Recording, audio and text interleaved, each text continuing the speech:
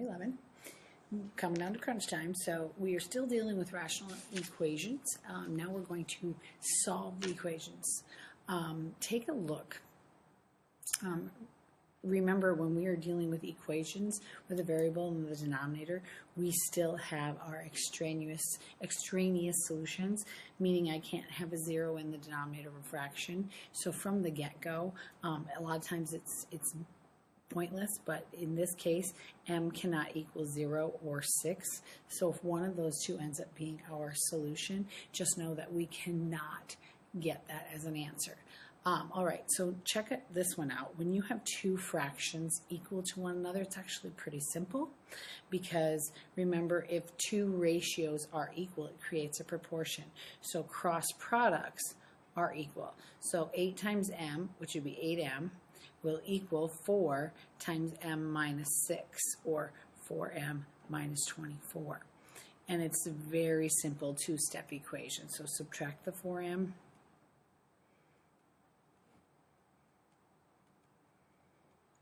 and then divide by your coefficient, and that means dividing by 4. So your variable is -6.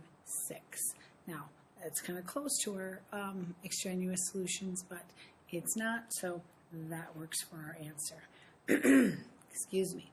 So that's really simple when we have two ratios equaling one another. If our equations become a little more complex, well, guess what? So does our solution strategy. Now, this is what I'm going to tell you. I'm going to show you this way. This is pretty cool. You still have to find a common denominator, but you don't necessarily have to rewrite every fraction with your common denominator. So if I rewrite this fraction to give myself a little bit more room, 1/2 plus a minus 2 over a equals a plus 2 over 2a. So if I'm looking at my three denominators, I have a 2, I have an a, and I have a 2a. So my common denominator, my least common denominator, is going to be 2a. So I can actually multiply every term times my common denominator, because if I do that,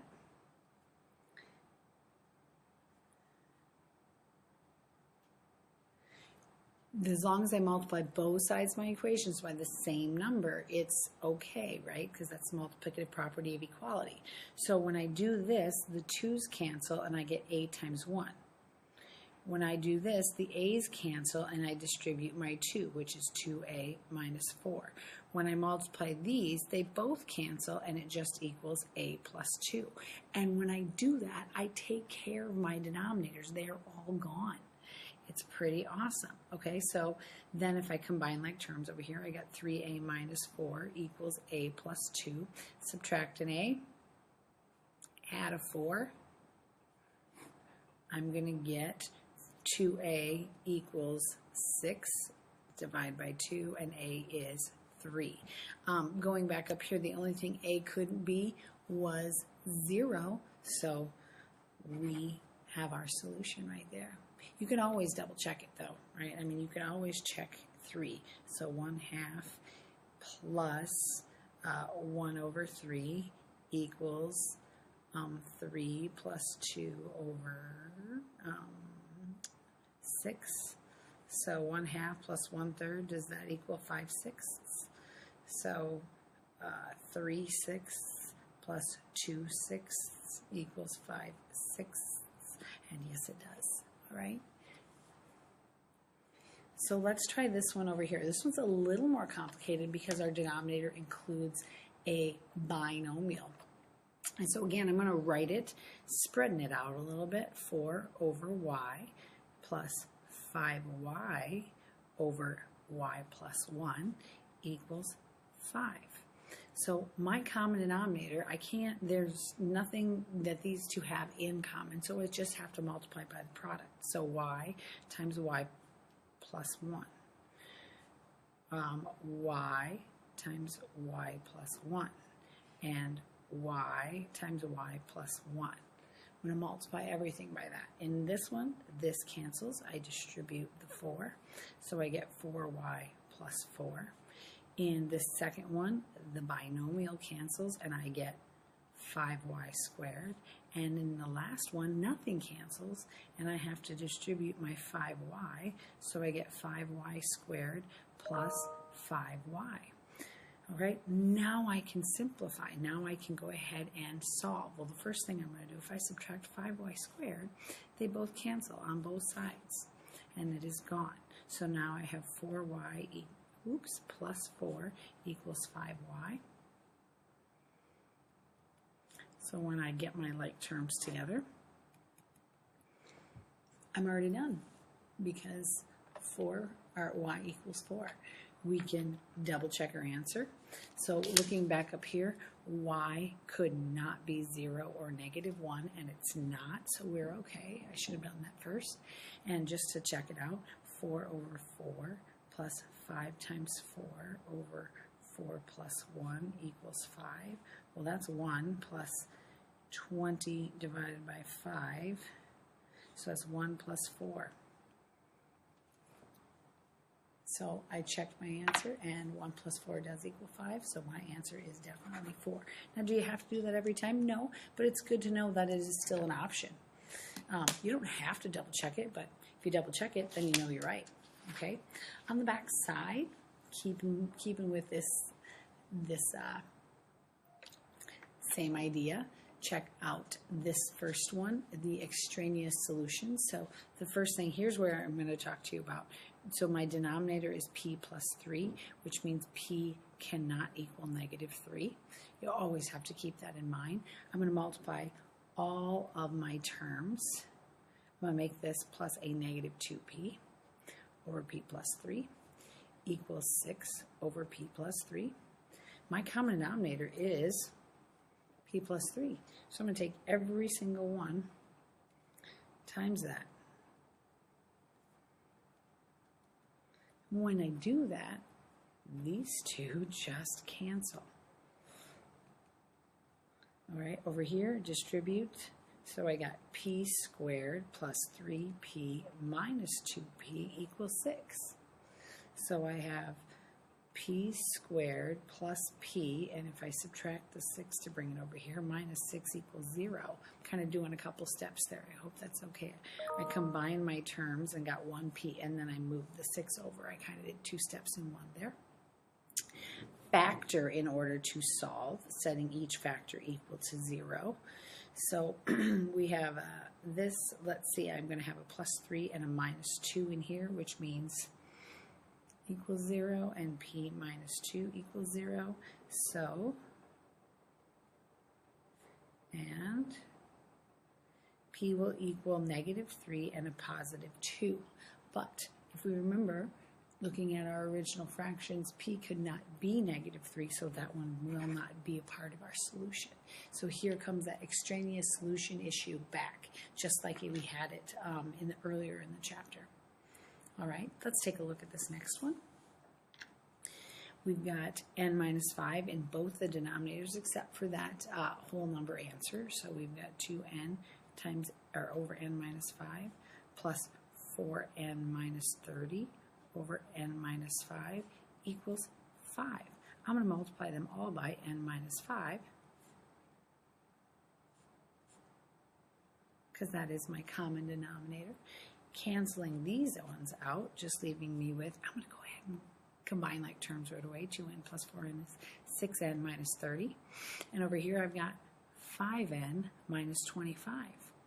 So if I subtract the 5n to bring it over here, if I add the 30 to take it across the equal sign as well, I get n equals 5. Oops, you know what I forgot to do? Talking about this, n minus 5 cannot equal 0, which means n cannot equal 5.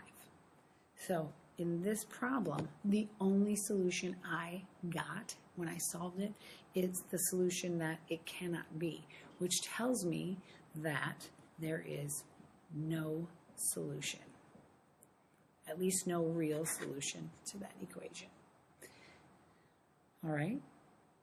Any questions on that? You're going to have to take a look again. So we just found the common denominator. We multiplied everything by the common denominator so we could cancel out the denominators. And then we solved the equation like normal. Don't forget about doing the extraneous or finding the excluded values first, like I kept forgetting to do. Okay, moving on then to the rate problems. We have done rate problems. We have already done this, so the only addition to this problem is the fact that we are dealing with rational numbers. So we've got fractions in here.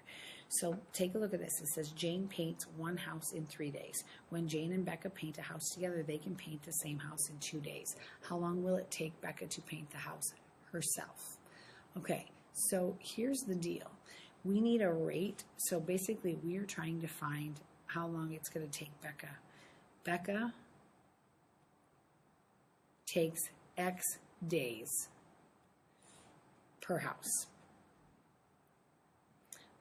Jane takes 3 days per house. I may regret writing it like that because here's what has to happen.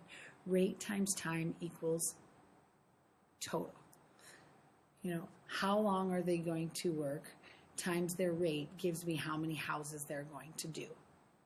All right, well, they're only painting one house. So Jane's rate, if she does one house in 3 days, Jane's rate is 1/3 of a house per day. That's Jane's rate. But it takes them 2 days, so I'm multiplying that by 2. Plus, Becca, who's also working for 2 days, we don't know. Hers is X days, so it's just going to be 1/X. One house per X days. We don't know. But if I take them both times 2 and I add them together, they've painted a total of one house. So there is my equation. If I go ahead and multiply right away, I got 2/3 plus 2/X equals 1. What is my common denominator? It's 3. Excuse me, it's 3X. So if I take everything times 3X, we're going to get 2X plus 6 equals 3X. When I subtract 2X, X is 6. And X talked about how long it takes Becca to paint her house in X days. So Becca, 6 days. Right there. That's how long it takes her. So this was my rate that they're painting times their time. Rate times their time, and together we added it up. They only painted one total house. So this is how many houses she gets done in 2 days, which is 2/3. This is how many houses she gets done in 2 days, which is 2/X, because we don't know her rate. But together, in 2 days, they get one total house done. All right? Let's move on to the second page of your notes that hopefully I can find here. I actually gave you a table to solve this one. Remember, rate times time. Rate times time equals distance. Okay, so Eric and Ryan live 135 miles apart. It takes Eric 2 hours and 15 minutes to drive to Ryan's house. It takes Ryan 2 hours and 30 minutes to drive to Eric's house. If they start at the same time traveling towards each other, when will they meet? So our time is what we are trying to find, right? When will they meet?